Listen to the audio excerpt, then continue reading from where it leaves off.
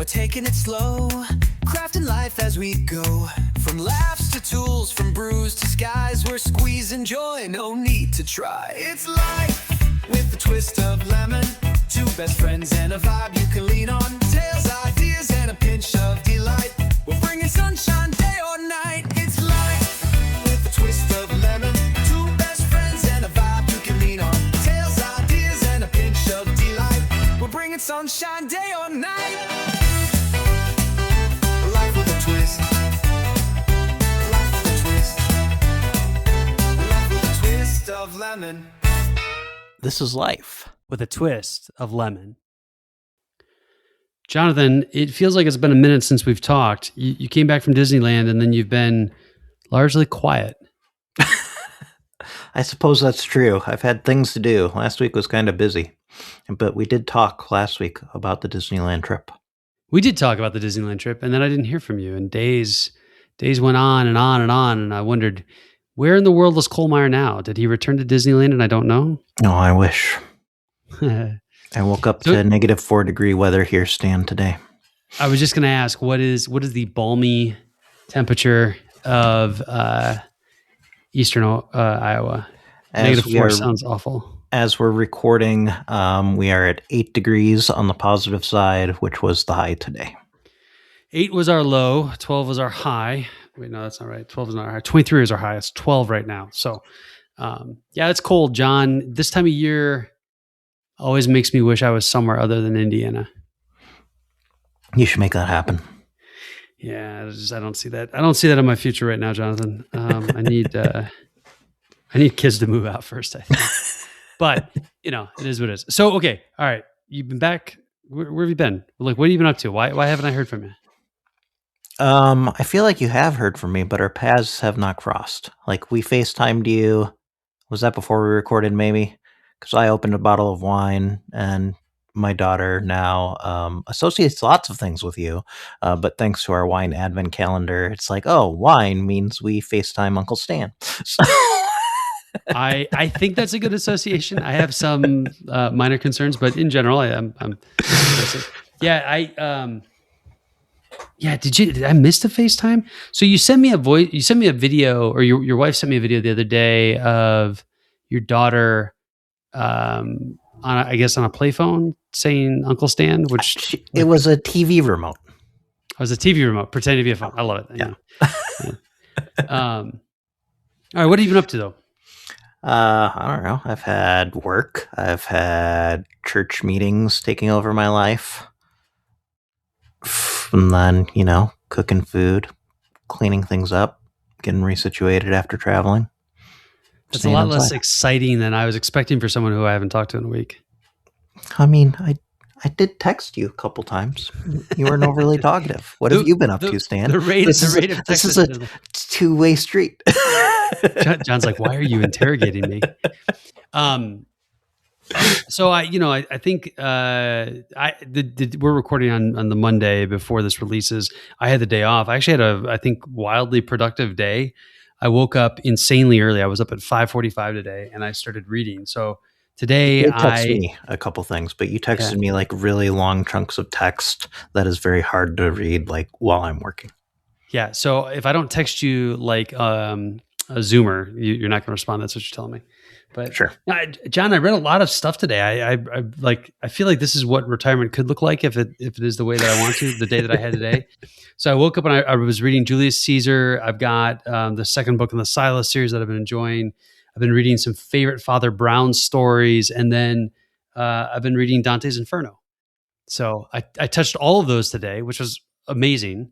Did you watch the Silo TV show? I did. Is it the same thing?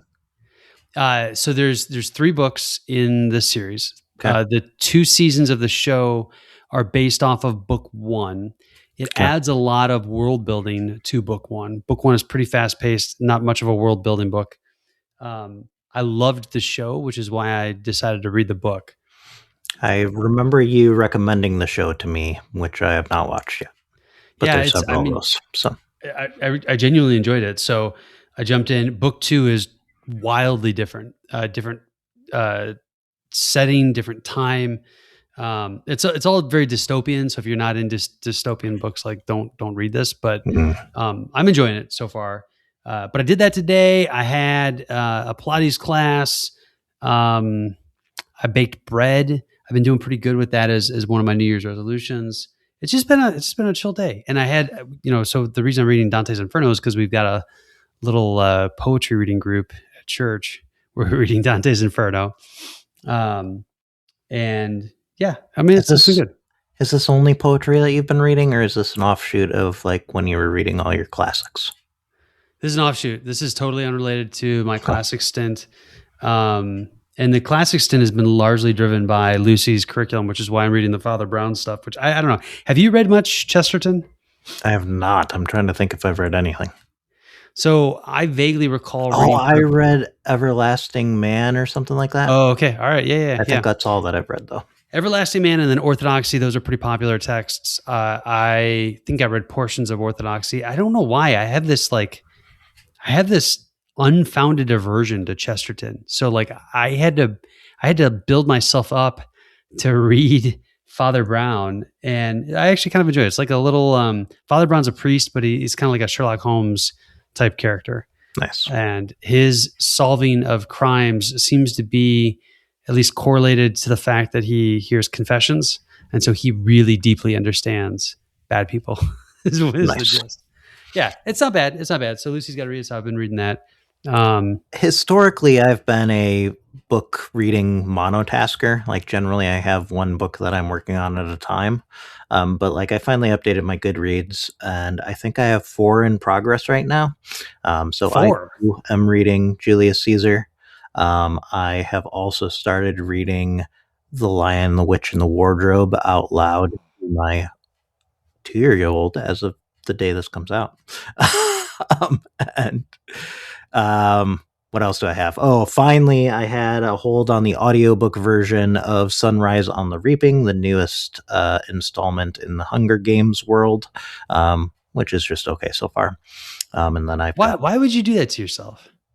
So I actually really liked Ballad of Songbirds and Snakes. And then like this one goes and it's looking at Haymitch's Hunger Games. So I think sometimes people just have to let a good thing lie. I mean, if you think those books were good, but they weren't. It's just the first movie was okay. I guess. I mean, it's been so long since I've seen it. Yeah, I don't know. We're in dystopian space too, but it's like teen dystopian, and I'm not really sure that it's. There's like a nostalgic element as I sit here and think about it. I don't know that it was actually a good book, Jonathan. I don't think it was, but I thought it was a decent first movie. But then it's just literally the same thing over and over again. So and then it goes weird. But you are reading you're reading Lion, the Witch, and Wardrobe. Excuse me. You are not doing a picture book though, right? I'm not doing a picture book. I do have the one with illustrations on some of the pages throughout it. Okay. I was just looking to see when my wife read Harry Potter to the children, there was a beautifully illustrated version of the first 3 books. Yes. I wanted to get those. I think that the 4th one came out at least. Really? That book is quite a bit longer, so I don't know. I mean, the thing about the first 3 books, right, is they are not terribly long, and because of the age of Harry, right, they're, I think, approachable or appropriate for someone who might be looking at a picture book or an illustrated book, I should say. I keep saying picture book, an illustrated book. What I was just noticing is there's no illustrated version of The Lion, the Witch, and the Wardrobe. There are abridged illustrated versions. But I don't know why you would abridge this book. I mean, like if you're wanting a board book to introduce characters, I could see it, but then your goal is something different than what the book was intended for.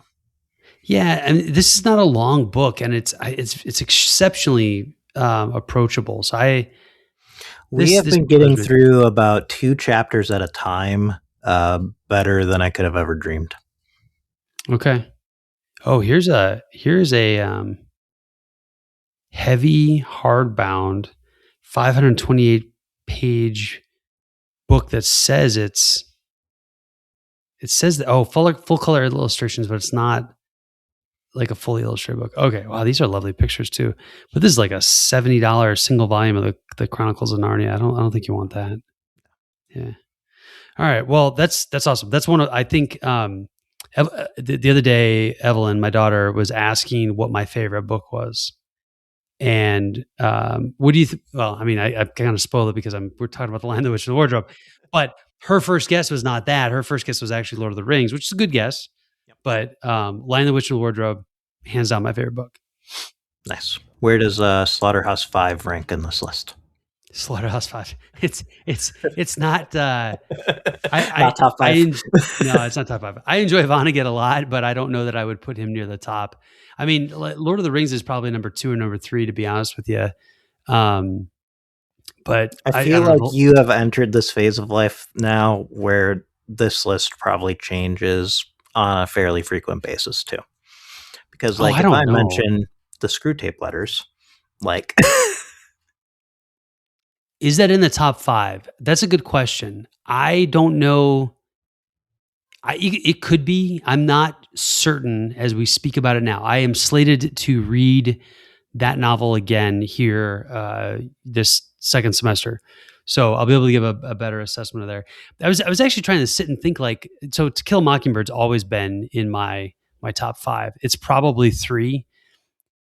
I debate on whether or not it'd be 3 or 2. I really love that book. Like that's just one of my favorites. So much so that you have not read Go Set a Watchman, right?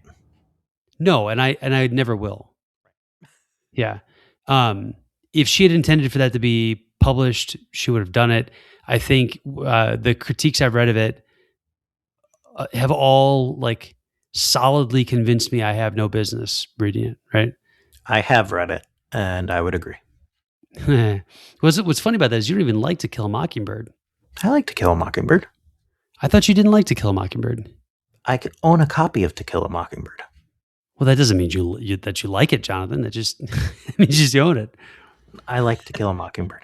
Okay, all right. I misremembered. I did not read it when I was supposed to read it in high school, but when I revisited it, I liked it. So I don't actually think I had to read it in high school. That's because you skipped a bunch of years, Stan. You skipped no, one I don't. High school. I'm telling you, I don't think it was in the year I skipped either. I think they did. Gosh, am I remembering this right? I think they did Brit Lit the year that I skipped. So it just wasn't on the list, right? Like it wasn't something that I did. But yeah, I don't know. Another one would be in the top 5 would probably be Warbreaker by Brandon Sanderson. So okay, nice. Yeah. My hope is that you will read East of Eden this year by Steinbeck. I have enjoyed Steinbeck. I know Steinbeck can be very polarizing, very controversial. I have genuinely enjoyed Steinbeck. So East of Eden is fantastic. I think it took me about 2.5 years to get through when I read it. But you are a much more diligent reader than I was at the time. So okay, well, I'll cue that up. I struggled with trying to figure out if I would plop The First Mistborn in the top 5. I'm also a big fan of Fahrenheit 451, and I think that would probably be in the top 5. Interesting. Yeah, I love Cheaper by the Dozen. That's a like people don't usually think about that one. That's one of my favorite books. You should read that. I saw the movie. The movies are nothing unless you're watching the old school black and white one, which also cuts a lot of corners. Cheaper by the Dozen. The book is just totally different. It's a tearjerker too. Great Gatsby. That's the one that you don't like that I love. Yes, I do not like Great Gatsby, but apparently I have to give it another try. I think that's a book too you should read with people. There's just so much depth there. So I don't know, John, those are just the ones that come to the top of my mind. I'm not really sure that I am going to swear my life on the ordering that I just rattled off, but I know The Lion, the Witch, and the Wardrobe is number 1.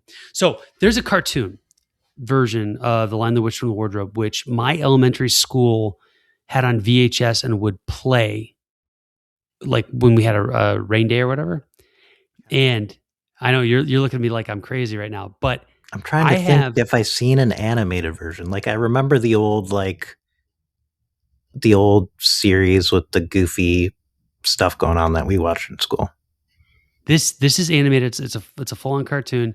For whatever reason, my elementary school had The Lion, the Witch, and the Wardrobe and Ricky Tikki Tavi, and they were both animated. And those were the two options, right? And you could only watch one because another class had the other one, right? And so, it was what it was. But anyhow, I actually would recommend you look into it, because when your daughter gets to be my kid's age, she will have no interest in cartoons of that sort because there's not enough going on. But at this age, I bet she likes it. So after you're done, I'm sure it's on YouTube. Yeah, I'm sure you can find it. It's got to be out there.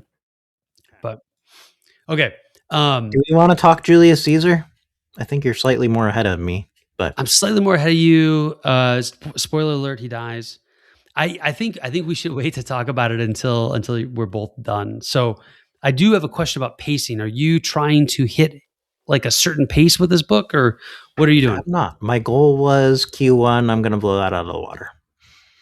Because like things are picking up now too.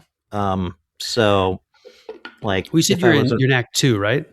I finished Act 2. Okay. All right. So he's dead. No, that's Act 3. It's Act 3. Is that scene 1 of Act 3? Yes. Yeah, I guess it is. Okay. So all right. Sorry, John. I'm spoilers. Spoilers. Julius Caesar dies. Hey, guess what? A couple people stab him too. Actually, not a couple, 6 or 7. 6 or 7. 6 or 7. Yeah. No. So I'm at the end of scene 2 of Act 3, and so let's talk when you get there. I'm not trying to read too much at a time. I had been reading one scene a day. Not really totally sure what your pacing was going to be. I read 2 scenes today, I think, maybe 3, because I had time and I was enjoying it. But Jonathan, I don't know if you do this. I read a good portion of it out loud. I have not been doing that, but you did tell me that you've been reading it out loud.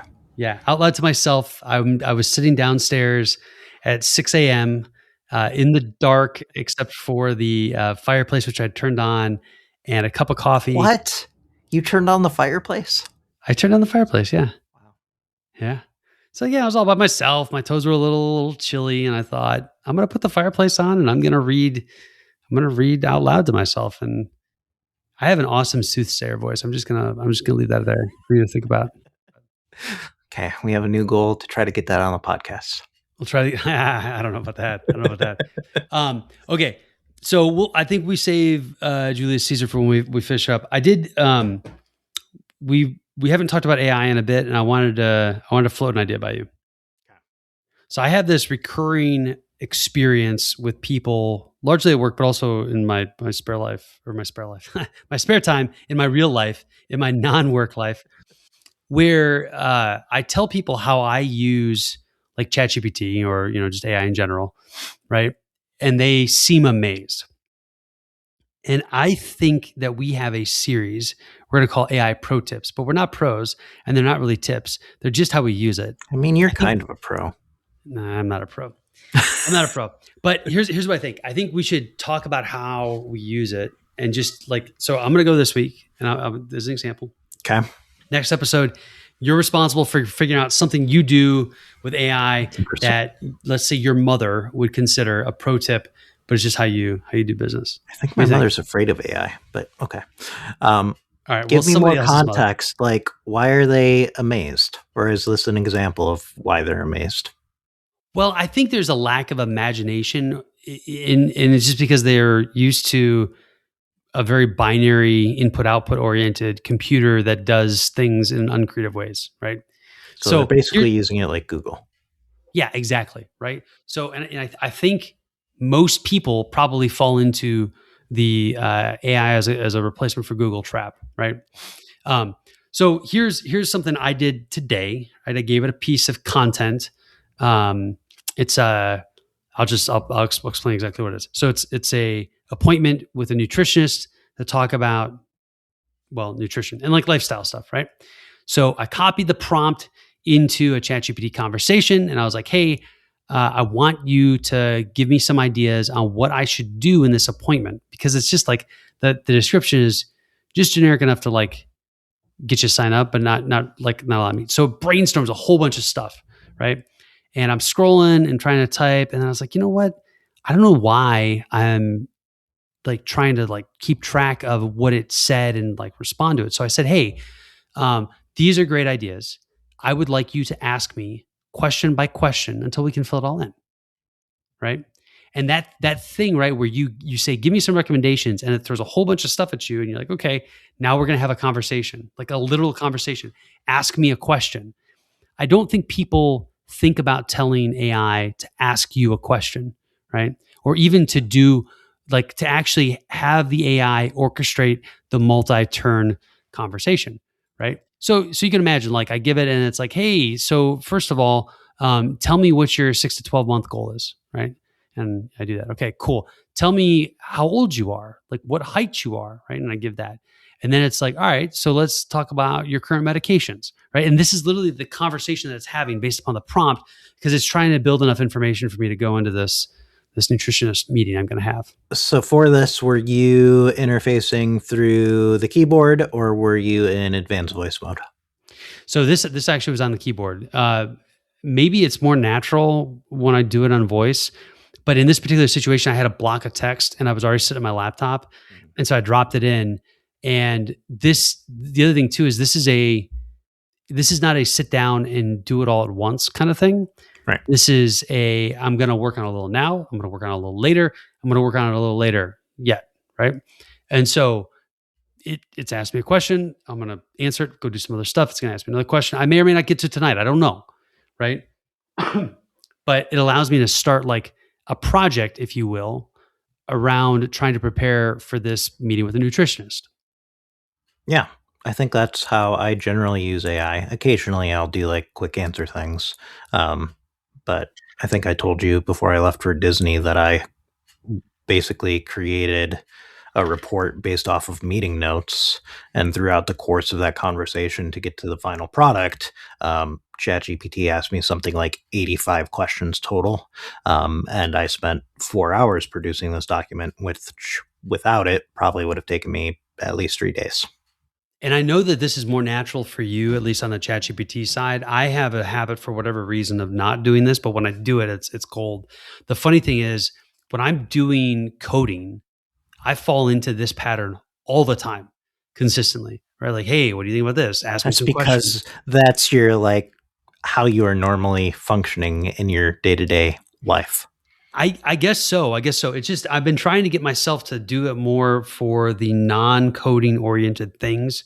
Mhm. It's starting to come along. So, I'm excited about, but that's my AI tip. Basically tell ChatGPT or Claude, or nobody should be using Grok. Or if you're using Gemini, Gemini's okay. So Gemini, Claude, ChatGPT, or Perplexity, if you want to use that one. But basically to say like, hey, ask me question by question, right? That's the key, question by question, to get through this conversation, right? And then just I often tell it to slow down too, because it will like dump a whole bunch of content at me. And it's like, I don't want to answer 10 questions in this text box right now. So let's take them one at a time. So, and that's where I think question by question, or one question at a time, right, is a really key instruction to give it. I do not recommend putting that though in your ChatGPT instructions, because everything gets tedious. That would be annoying real fast. Yeah. But it's kind of a power play to work through a more complex conversation and to compile information. Because I think that's the real key there, right? If you want it to do something for you, sometimes it needs to learn first about it. And so you say, hey, ask me question by question, one question at a time, whatever, however you want to say it. And it will use that to then build up and generate the response for you. Kind of related, like the phrase, like, you don't know what you don't know. Yeah. So all the time I ask ChatGPT, what am I overlooking or forgetting or missing? And then it will come back with more context or something that you might be missing too. Yeah, again, I do this with code quite a bit, just in terms of what have I not considered, right? What potential issues might crop up. I also like to ask it, like when I'm giving it instructions to go do work, What remains ambiguous? What don't you understand? Do you have any questions for me? Sometimes just saying, do you have any questions for me, is one of the like best things you can tack on to the end of any prompt, you know? And you know, I know about doing this because of you. I just aspire to do it in my non-code centric. I think that's because that's kind of my way of life, to the point that Anna, my wife, gets annoyed with me because I ask too many questions. But like that's where I thrive. I need to figure out how things are functioning, what's working, what's not working, and that's what I do for a paycheck. So there you go. All right. Hey, on a little bit of AI news, did you see the announcement from Claude this week on co-work? I saw the announcement. I haven't played with it or taken a deep dive. Well, I think you have to be a max user, which is the $100 subscription, in order to try it right now. It actually says research preview for Pro. So the $20 plan will have access to co-work. I wonder if they updated that, because I feel like when it first launched, it was just for Macs. So co-work is similar conceptually to the way that Claude Code or Codex would work, right? Where you point at a folder and it does work.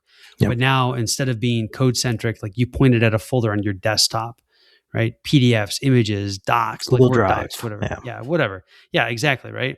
And then you work from that collection of information. I'm pretty excited about this. I haven't had a chance to use it yet. I'm don't currently have a Claude Code subscription, but I think this is directionally powerful, and it'll be interesting to see how it plays out. It's only on Mac OS, which is interesting in its own right. I don't know how you do this on iOS, if ever. Right. I mean, it's got to be Apple's AI tooling, if they ever. We'll get that. We'll get that. Yeah. But what I was going to say is I've seen versions of this kind of thing specifically in HubSpot AI tools. So like when these are customer facing AI tools, you don't want it going out to the internet for information. So like I've seen stuff in this proprietary space.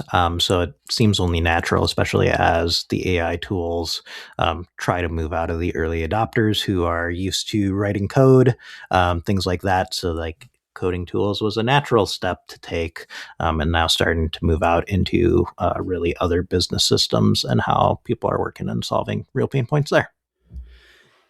I think it'll be interesting to see. So first of all, like in some respects, they're chasing Gemini a little bit, right? Gemini already has deep integration into Google Docs.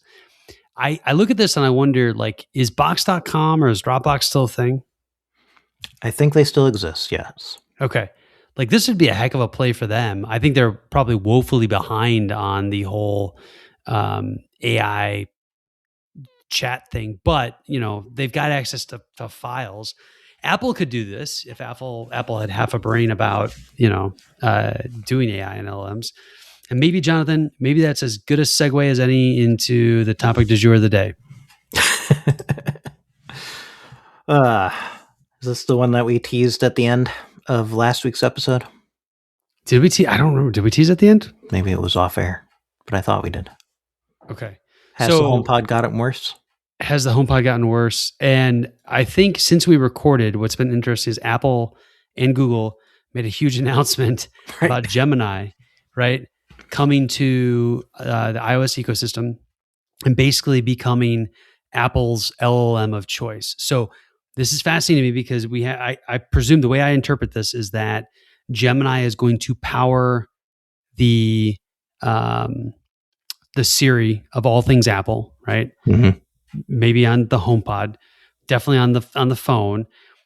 It's like a well-known story. Apple says they're going to do a whole bunch of things with Siri.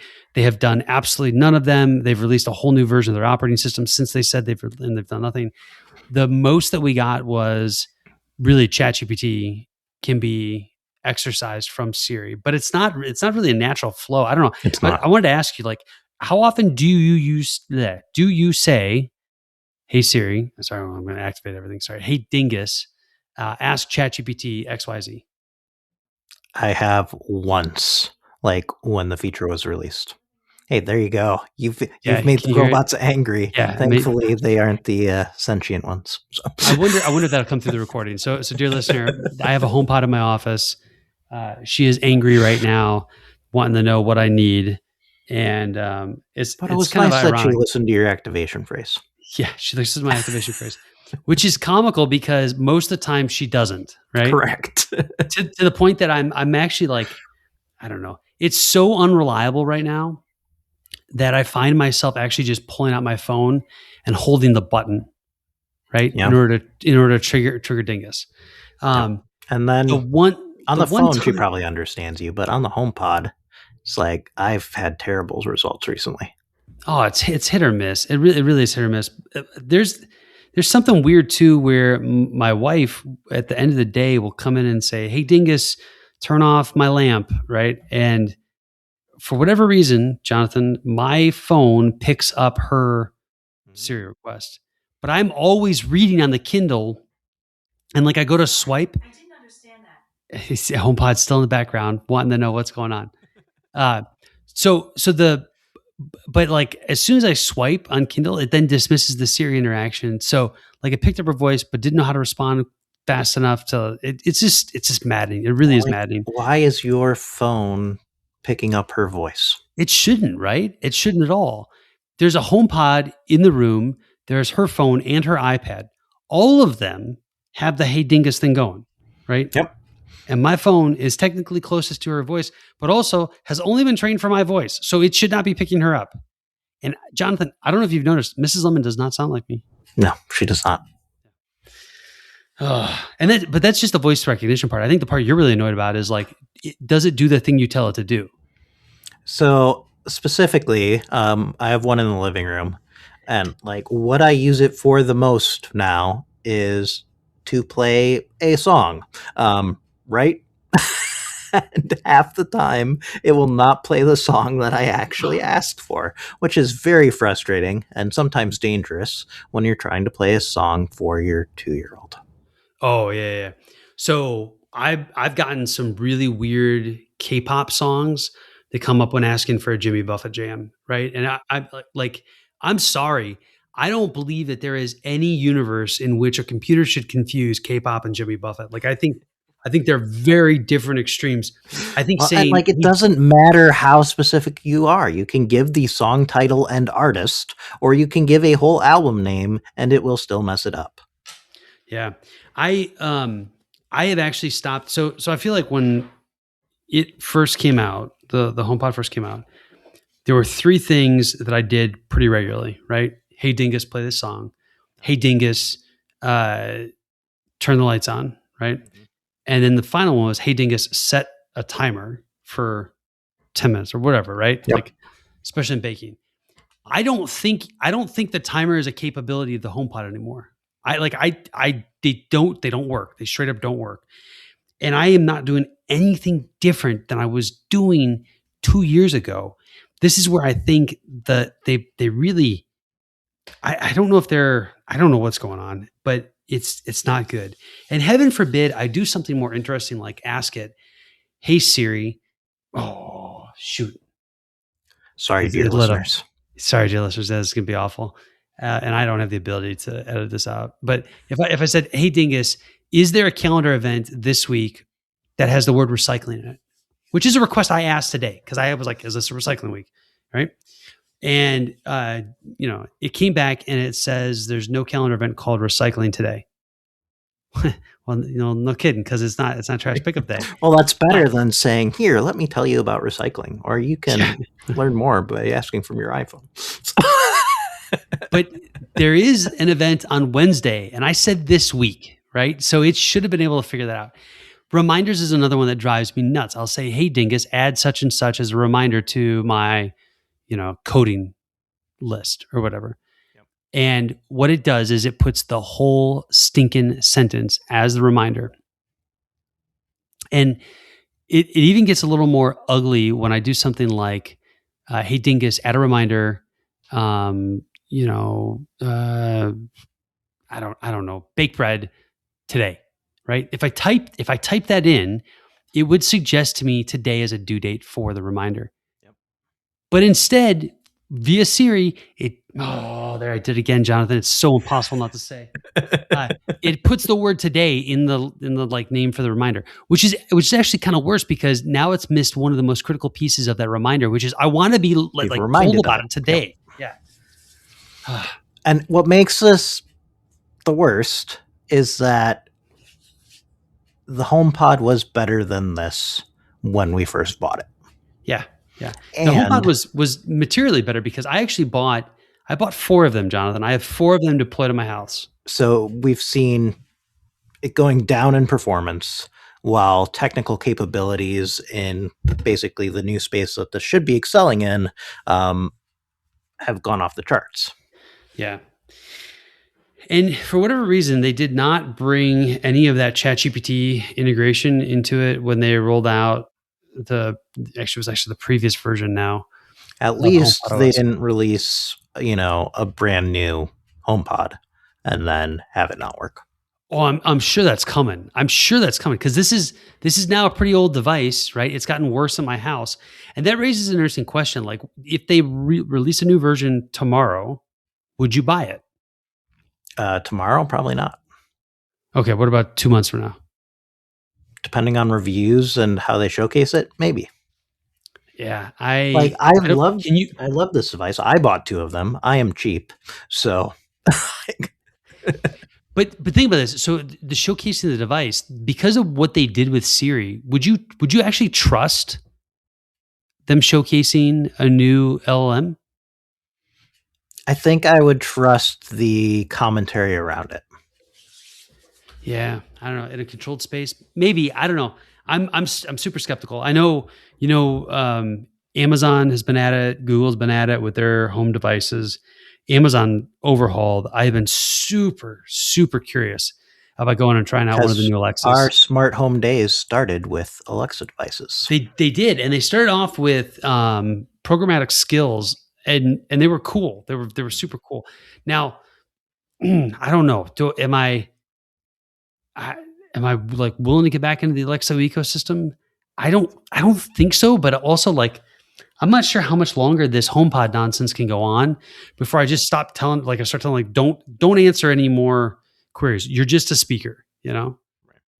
Well, we could be close to that, to be honest with you. We could be close to that. A lot of times it is when I have to go look up a song on my phone and then cast it to the HomePod. I can't remember the last time I didn't cast it to a HomePod. And here's the thing too. AirPlay has gotten worse in the last couple of years as well. Right. I think you probably use AirPlay more than I do. So I don't know that I've noticed. Oh, AirPlay can be such trash. I just feel like for whatever reason, those things should have gotten smarter and have gotten worse. Right. And it is very undermining to the Apple ecosystem because I really want some of these capabilities and I will find them eventually somewhere else. And I will drink whatever Kool-Aid I need to, enter whatever cultic community of, Google users that are out there, like whatever it is. I will probably do that, right? Because I've already sacrificed my soul to OpenAI. They've got all my information. They know my blood type. They know everything. And Apple should know more with access to your email and calendar and everything else, documents, photos. Yeah, absolutely. Actually, this is an interesting thing. I meant to link you. I might have said, I think were you still in California when this happened? The ChatGPT Apple Health integration announcement. Did you see this? I did not see this. Did you send it to me? Maybe I held back because I was standing in line for Rise of the Resistance. So basically, ChatGPT is coming out with a new product called ChatGPT Health, and you can hop on and join the wait list. They got a cool video. They got some good collateral about it. But what looks pretty cool, or maybe more cool to me, is you will be able to connect Apple Health and potentially other wellness apps into your ChatGPT Health. And so, I have, as we've talked about this before, right? I am all in on Apple Health. Apple Health has all of my data, all of it. And I put a lot of health and wellness information in ChatGPT already. So the idea of like mirroring those or being able to ask it questions about the data, like the authoritative data in Apple Health, I'm pretty excited about it. Now, some people are going to freak out because, you're exposing a lot of personal health information, right, to an LM. I feel like it's going to be worth it. I go back to some of the like eurekas that I've had in the last 6 months using ChatGPT for health stuff. So like my shoulder issue, right? ChatGPT diagnosing why my shoulder, like what I did to hurt my shoulder and why it wasn't getting better. Craziness, right? I've already talked about like managing nutrition, but also I take a vitamin, right? And I probably shouldn't say this on the podcast. Why not? My urine glows in the dark now, right? And that's weird. Turns out it's one of the things that's in the vitamins. I was like completely freaked out, as one would be, right? But ChatGPT was like, "Hey, uh, I hear you. Your urine glows in the dark. It just so happens that you previously told me about this vitamin and it has this ingredient." And I was like, "Really? Well, there you go. It doesn't really glow in the dark, people. It's just it's neon yellow." Yeah, and I know this is more information than anybody needs to know. But like, think about this, right? That's the kind of thing that ChatGPT is already doing, and it doesn't have access to all my information yet. You know, And you're paying $20 a month for it. $20 for it. Here's the other thing too. There's How been many rumors. tests and things would it take your doctor to figure this out? Well, my doctor quite a bit. Yeah, no, there's like, I don't necessarily want it to be a doctor for me. Like I don't want it to do diagnostics. What I want it to do is collate information to give me questions to ask my medical professionals, right? And have a more intelligible conversation with them about the information. It's like I get my lab results, right? And I get a form letter generated through my chart from them. And my chart has like, graphs and whatnot. And I have no idea, like there's nothing on my chart that's looking at all of my blood work together as a story. And I don't necessarily want ChatGPT to say like good or bad, but I want to be like, hey, this is something I might consider asking my doctor about when I go to look at my blood work together. That's the kind of thing that I would love to have happen. Now, interestingly enough, Apple supposedly has some kind of Apple Health premium service subscription thingy mabobber coming, which could be cool. But again, like I think the best way to do the next thing with all of that involves an LLM, and Apple, unless they just go all in with Gemini everywhere, I just don't see them doing it. By the way, too, there's a huge difference between Gemini 2, 5, and 3. Like if you've tried Gemini and been frustrated, go give 3 a whirl. 3 is a huge improvement. Huge improvement. It's like going from 5.0 to 5.2 on ChatGPT, right? That's one of my resolutions, is to push AI to its limits. Push AI to its limits, yeah. So, what do you make of this Apple announcement though with Gemini? I think that they made promises and then all their AI talent got sniped up. And so they're trying to pivot to a way where they can still provide AI, even when right now it doesn't sound like they have anything interesting for AI developers to work on. Yeah, and I'm going to be honest with you. I think the thing that's most concerning to me is this announcement makes it feel like it is that much further away. Yep. I hope that what they do, and this is probably not what's going to happen, but I hope that the way that ChatGPT has been integrated into iOS is what they do with Gemini, so that you wind up now you've got 2 options, right? And then I hope they take it further and give it more of a commanding experience across the OS. Because I do think that the multi-model approach, I think there's a ton of value to that. And I think that Apple would benefit from having, multi-model. And then if they want to do some like premium, very specific things that's using, Gemini in their private cloud or whatever, cool. Absolutely. Go for it. But I'm really like anxious at the thought of it just being Google Gemini and Android baked into iOS, right? Like bolt on the side. I want, there's got to be some flexibility, I think, for me. I also don't know how the economics of this are going to play out either, because very clearly they're not putting Gemini on my device, right? That was Apple's original promise, was do a whole bunch of this on device. So that's not going to happen. Yeah. I don't know. We'll see how it shakes out. It would be interesting to see where Steve Jobs would be at in this AI frontier. I mean, we could speculate. He's dead, so it's like we'll never know. But I don't think he would have let Apple get as behind as they are, because I think they are embarrassingly behind right now. Next iOS is 26.3. We're on 26.2 right now. Rumor has it, whatever the phrase is, the next AI version, the thing that was promised, a year and a half, 2 years ago now, comes out in 26.4. That's been a widely held rumor for a while now. So I'm curious to see, maybe before summer, will we get something interesting? Maybe. I don't know. Apple just breaking my heart. So at what point, okay, let's just wrap up the HomePod discussion real quick. At what point do you unplug your HomePod and just be done with it? I don't know, but I think we're close. That bad, huh? I feel like a lot of the stuff they can fix with just a software update, but then software updates come and it's not fixed. It's not fixed and things get less and less reliable. Did I tell you about the light bulb situation? Maybe. So I had a bunch of nano leaf light bulbs in the house, and I had a set of older ones, my originals, that were just horribly unreliable.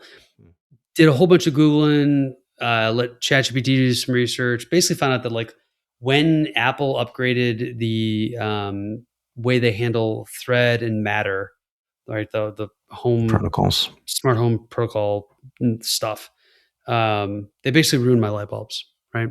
They don't play well with that, and so I was all right. Well, I'll replace them because I've kind of grown attached to these smart light bulbs, and I did, and they're much more responsive, right? I say, hey, turn on, hey, turn off, and I've got more predictable outcomes as long as I'm not using the HomePod.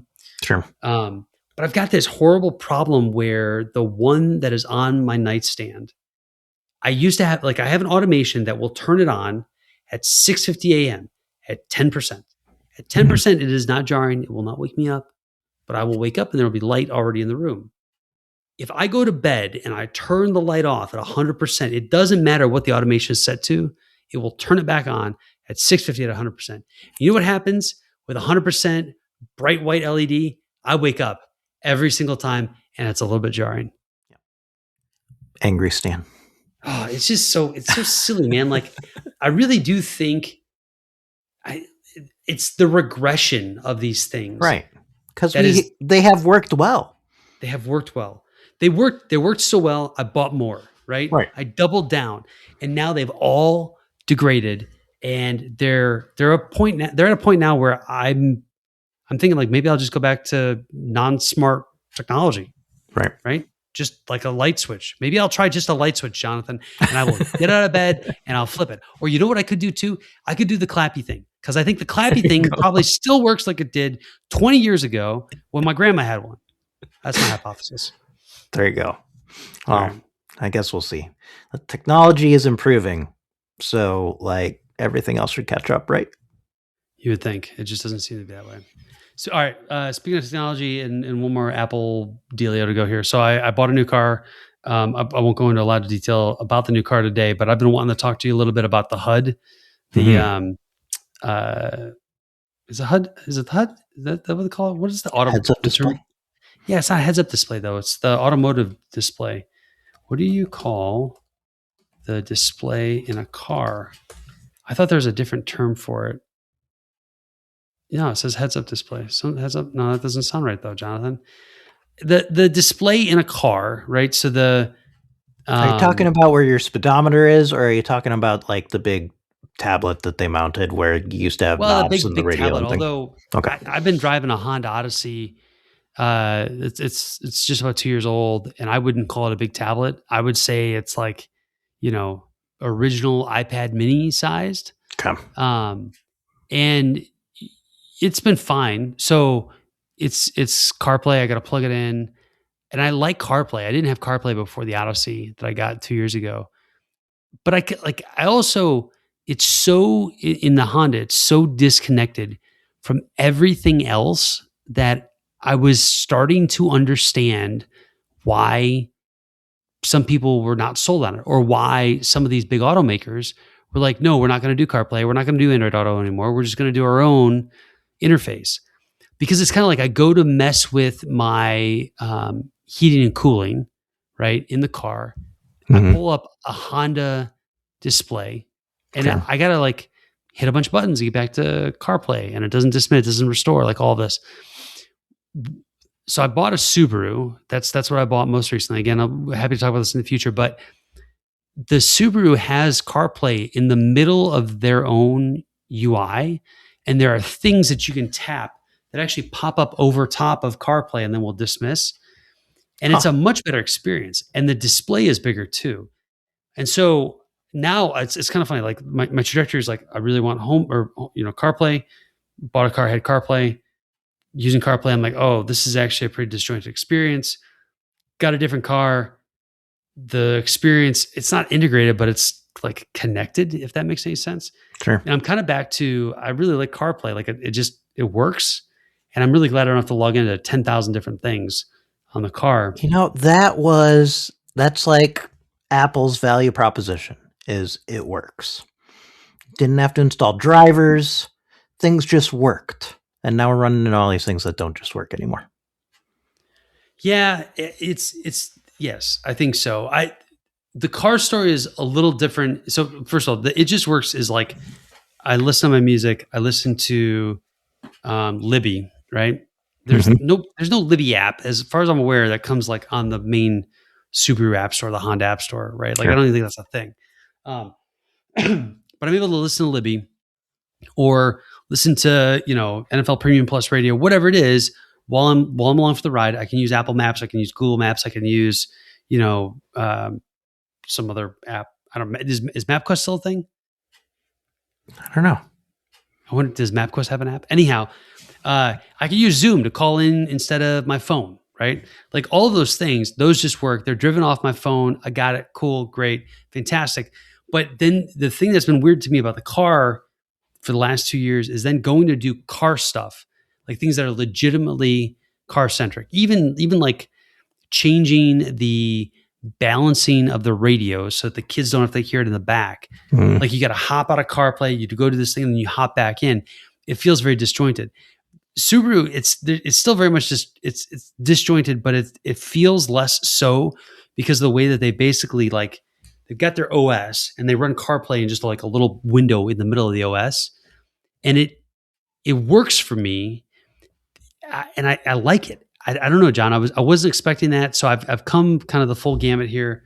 I will say, so this is basically like parallels on your car. It's actually a great reference. That is a fantastic analogy. No, I really think that works. Because it is like just a little window. Now it's a reserved window. It's like a locked space. Like I can't, move it around or minimize or whatever. But, there's controls at the bottom underneath CarPlay for HVAC. There's also some physical buttons for HVAC. They're all connected. They all just work together, which is cool. But I can also then tap and get a much more bigger, like HVAC. It's not really HVAC, but like heating, cooling control, and it'll pop up over top of the CarPlay. And I can still see the CarPlay in the back. Like I know it's still there, but then if I don't, like after a couple seconds of not messing with it, it'll just dismiss it's back on CarPlay. I don't have to like re-navigate. Nice. Yeah. And very important, like when you're driving in traffic or driving. It is. Or when your 16-year-old is trying to drive. She better not be using the heads-up display. I gotta figure out how to lock that out. But there's some other cool tech in this car too. There's actual facial recognition. Like it'll adjust my seat and my windows based upon recognizing my face. Yeah, that's super cool. And that got me to thinking, like, why in the heck does my Mac still not unlock on Face ID? Because it unlocks with your watch. It unlocks with my watch. But how often does that work? That's not super reliable. Mine has been working pretty well. I haven't run into issues with it. I mean, it like locks you out. What is it, like every so many days you have to type in your password again, which is still annoying in this day and age. But So I had that Windows laptop, right, that I bought in November. Yep. That has Face ID. It unlocks nearly instantaneously, and it does it every single time. Like I think I've typed my password in it twice since I've had it in November. Now, could be a security issue. I don't know. But it's there's some things like this that really annoy me. Like I really just want those to just work. But it does on the iPhone. It does on the iPhone, and it's mostly reliable on the iPad. Why it's mostly reliable on the iPad, I don't know, because the iPad's got a juicier chip, but it is what it is. My iPad, I still have to use my fingerprint. Oh, well. So on the next one, Jonathan, on the next one. If you ever upgrade. Like right? the iPad Air is still running super well for everything I use it for. So yeah, the one I replaced with my current iPad was, what did we determine? 5-6 years old, which is old for me. Like I replace everything all the time. Right. And I kept it much longer than usual, but, So what I will say is I think the technology in cars, this is an area where we could stand for some innovation. I'm not saying that Subaru is innovating, but it's at least more interesting than what Honda has done. And, it actually got me excited. Like this car's actually gotten me excited about a car and driving, right? And having tech in the car too. So, which is more than I can say for the HomePod. God help me if they ever put a HomePod in the car. That'd be awesome. You have a place to stay in Iowa if you really want to put it through its paces. Noted. All right, Jonathan. I guess that's about an episode, eh? That's an episode. I think it was a pretty good one. Maybe next time we'll be done with Julius Caesar and we can talk about that. Sounds like a plan. All right, my friend. Until next time. All right. Later. Bye. That's a wrap, yo. Time to unplug. Stan and John just served that mug. Twist of lemon, sharp and clean. Truth and tech on your podcast screen. Catch us next time. Don't let it slip. Wisdom packed in